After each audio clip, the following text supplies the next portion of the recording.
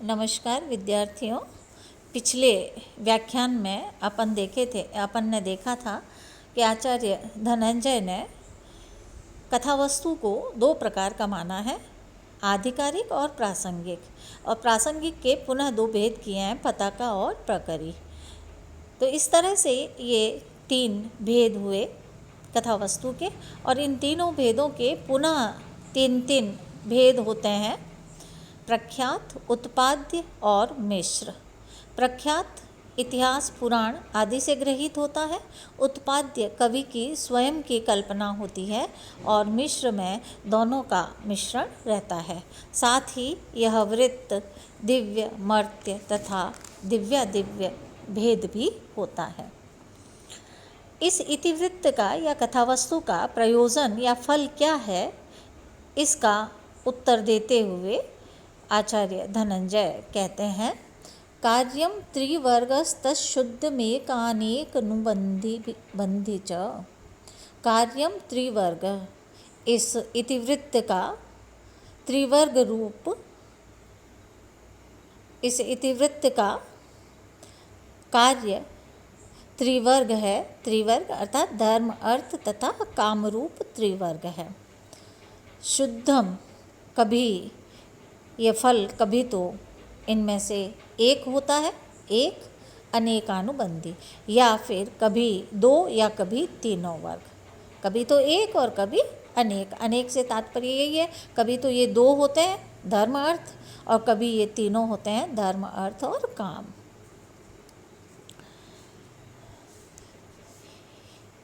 यहाँ वेणी संहार नाटक में द्रौपदी का केस संयमन नाटक का फल है, और इस कार्य का हेतु भीम के क्रोध से परिपुष्ट युधिष्ठिर का उत्साह है।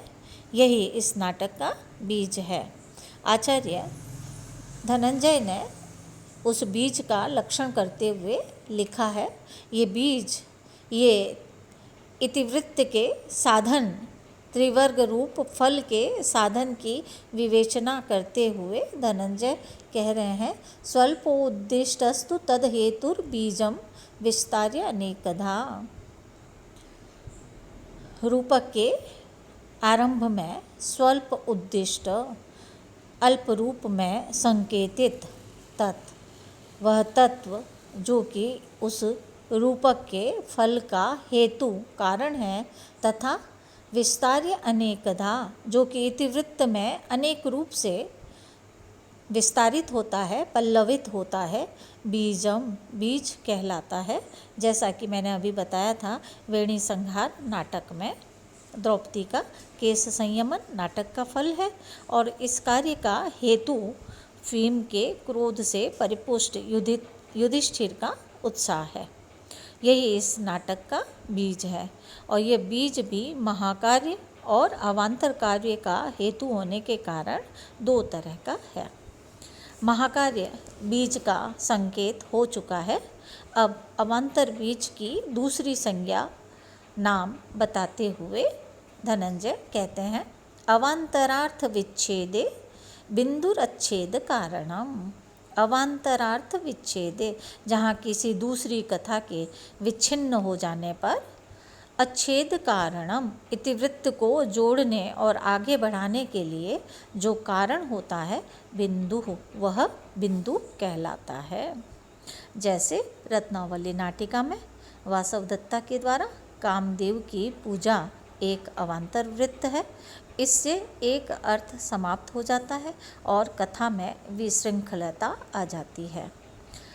इस श्रृंखलाबद्ध करने के लिए वहाँ नेपथ्य में मागधों की उक्ति के द्वारा कि महाराज उदयन के चरणों को भाट लोग इस तरह देख रहे हैं जैसे चंद्रमा की किरणों को, यह सूचना देकर सागरिका के रूप में वहाँ रहती हुई रत्नावली के द्वारा, क्या यही वह राजा उदयन है जिसके लिए पिताजी ने मुझे दे दिया है, यह उक्ति कहलाकर कथा का संधान कर दिया है। यह अच्छेद कारण बिंदु वृत्त में आगे जाकर ठीक वैसे ही प्रसारित होता है जैसे तेल की बूंद पानी में फैलती है, इसीलिए इसे बिंदु कहा गया है। पताका तथा प्रकरी का वर्णन ग्रंथकार ने क्रम के अनुसार नहीं किया था, इसलिए अब क्रम को ठीक करने के लिए उपसंहार करते हुए 5 अर्थ प्रकृतियों का विवेचन कर रहे हैं।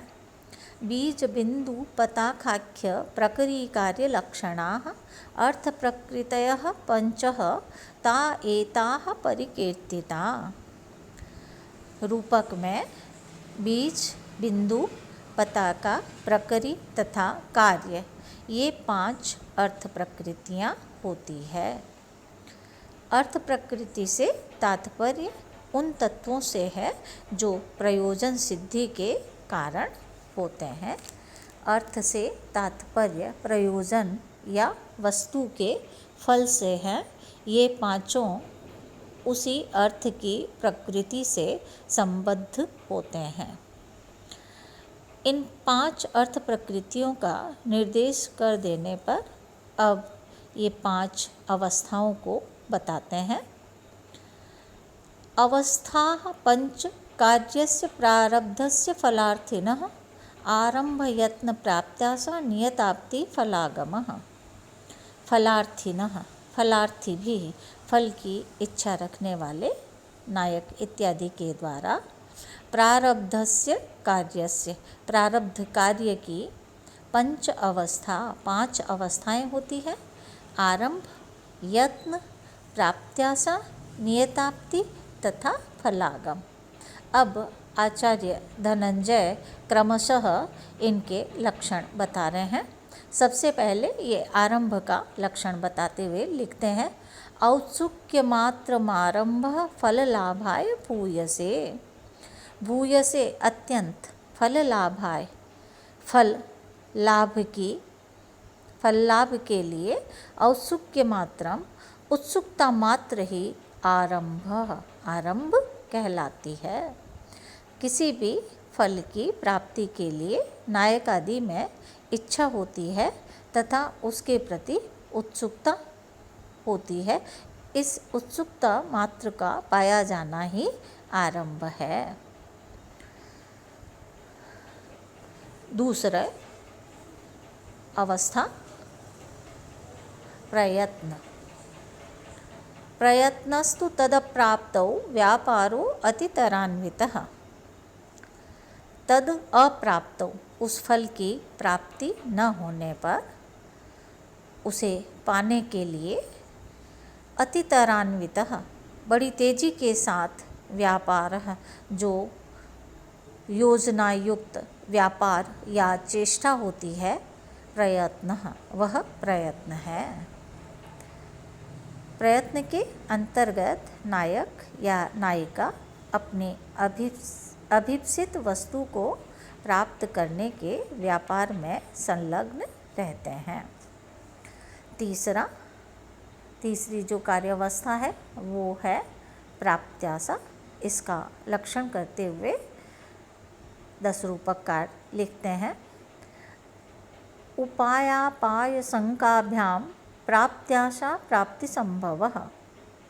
जहाँ उपाय तथा अपाय, विघ्न की, जहाँ उपाय और अपाय से तात्पर्य है विघ्न, तो जहाँ उपाय और विघ्न की शंकाभ्याम आशंका के कारण फल प्राप्ति के विषय में कोई एकांतिक निश्चय न होने पर फल प्राप्ति की संभावना उपाय व विघ्न शंका दोनों में दोलायमान रहती है, तो वहाँ प्राप्त्यासा नामक अवस्था होती है। पुनः कर रहे हैं अपन, उपाय अपाय शंकाभ्याम, जहाँ उपाय और विघ्न की आशंका के कारण प्राप्ति संभवः, फल प्राप्ति के विषय में कोई एकांतिक निश्चय नहीं हो पाता है, फल प्राप्ति की संभावना प्राप्त्यासा नामक अवस्था होती है। अब नियताप्ति का लक्षण करते हुए धनंजय कह रहे हैं, अपाय अभावतः प्राप्तिर्नियताप्ति सुनिश्चिता। अपाय अभावात, जब विघ्न के अभाव के कारण प्राप्ति सुनिश्चिता निश्चित हो जाती है तो नियताप्ति है, तो वो नियताप्ति कहलाती है, नियताप्ति अवस्था होती है। पांचवा फलागम का लक्षण करते हुए कह रहे हैं, समग्र फल संपत्ति फल योगो यथोदितः। समग्र अर्थात समस्त, फल संपत्ति फल की प्राप्ति हो जाने पर, फल योगो यथोदितः वह फल योग कहलाता है। समग्र रूप से फल की प्राप्ति हो जाने पर फल योग अर्थात फलागम कहलाता है। इस लक्षण में फल के साथ समस्त विशेषण प्रयुक्त हुआ है। इसका तात्पर्य यह है कि अधूरे फल मिलने तक नियताप्ति अवस्था ही मानी जाएगी। जब फल समग्र रूप से प्राप्त होगा तब वहाँ पर फलागम होगा। ये आज अपन ने यहाँ पर 5 प्रकार की ये अर्थ प्रकृतियों को देखा और 5 प्रकार के यहाँ पर हमने अवस्थाओं को देखा है। 5 प्रकार की अर्थ प्रकृतियाँ कौन कौन सी होती है? बीज, बिंदु, पताका, प्रखरी और कार्य। और ये 5 प्रकार की अवस्थाएं आरंभ, यत्न, प्राप्ताशा, नियताप्ति और फलागम। आगे के इस लेक्चर में अपन संधियाँ 5 प्रकार की जो संधियाँ हैं उसको देखेंगे। आज का अपना व्याख्यान यहीं समाप्त होता है। धन्यवाद।